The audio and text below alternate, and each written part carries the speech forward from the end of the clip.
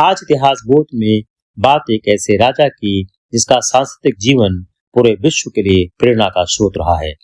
हर्षवर्धन, जिसका कार्यकाल 606 से 647 ईस्वी तक था, वह गुप्त साम्राज्य के पतन और चालुक्यों के उत्कर्ष के बीच उभरे। उन्होंने थानेसर और बाद में कन्नौज को राजधानी बनाकर पंजाब, हरियाणा, उत्तर प्रदेश, बिहार और मध्य प्रदेश तक अपना शासन फैलाया। पूर्व में बंगाल और कामरूप पर उनका प्रभाव सीमित था और दक्षिण में उनका विस्तार नर्मदा तक ही रह गया था, जहां चालुक्य सम्राट पुलकेशिन द्वितीय से उन्हें पराजय का सामना करना पड़ा। आर.सी. मजूमदार के अनुसार हर्ष का साम्राज्य गुप्तों या प्रतिहारों जैसा विशाल और दीर्घजीवी नहीं था, अतः उन्हें उत्तर भारत का अंतिम साम्राज्य निर्माता कहना उचित नहीं होगा। उनकी उपलब्धियां अधिकतर अल्पकालिक राजनीतिक एकता तक सीमित रहीं। वेन-सांग की यात्रा वृत्तांत से ज्ञात होता है कि हर्ष अपने राजस्व को 4 भागों में बांटते थे।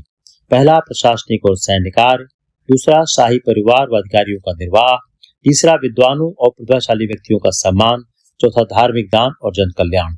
यह व्यवस्था दर्शाती है कि वे शासन, संस्कृति और धर्म को संतुलित महत्व देते थे।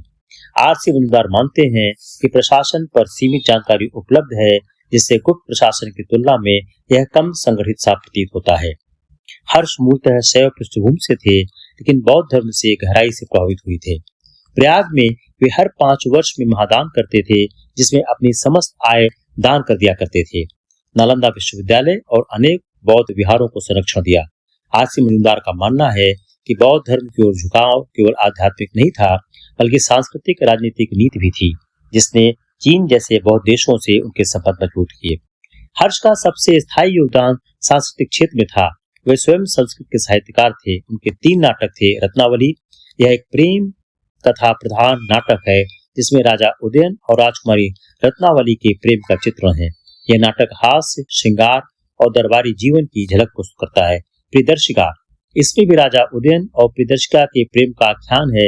यह सामाजिक और राजनीतिक परिस्थितियों की झलक देता है। नागानंद, इसे हर्ष का श्रेष्ठ नाटक माना जाता है। इसमें बौद्ध करुणा और त्याग की भावना पर बल है। राजा जीतुमोहन का अपने जान देकर नागराज को बचाता है। यह धार्मिक और मानवीय संवेदनाओं से परिपूर्ण है। इन नाटकों से स्पष्ट है हर्ष ने न केवल शास्त्रीय संस्कृत नाट्य परंपरा को जीवित रखा, बल्कि उसमें धर्म, करुणा और प्रेम जैसे मानवीय मूल्यों को भी जोड़ा। उनके दरबार में बाणभट्ट, जिन्होंने हर्षचरित और कादम्बरी लिखा, मयूर और दंडी जैसे विद्वानों ने साहित्य को एक नई ऊंचाई दी। आर.सी. मजूमदार के अनुसार हर्ष का वास्तविक महत्व उनके सांस्कृतिक संरक्षण और रचनात्मकता में है, जिसने गुप्तोत्तर भारत को सांस्कृतिक पुनर्जागरण दिया। वेन-सांग का आगमन और हर्ष का संरक्षण भारत चीन संबंधों की एक नई कड़ी बना देता है। 641, 643 और 645 ईस्वी में चीन और भारत के बीच दूतावासों का आदान प्रदान हुआ। मजूमदार इसे सांस्कृतिक कूटनीति मानते हैं, क्योंकि इससे भारत को राजनीतिक शक्ति नहीं, बल्कि बौद्ध धर्म के प्रसार में लाभ मिला। हर्ष का साम्राज्य भौगोलिक दृष्टि से सीमित और अस्थायी था, लेकिन उनका सांस्कृतिक योगदान स्थायी और गहरा रहा।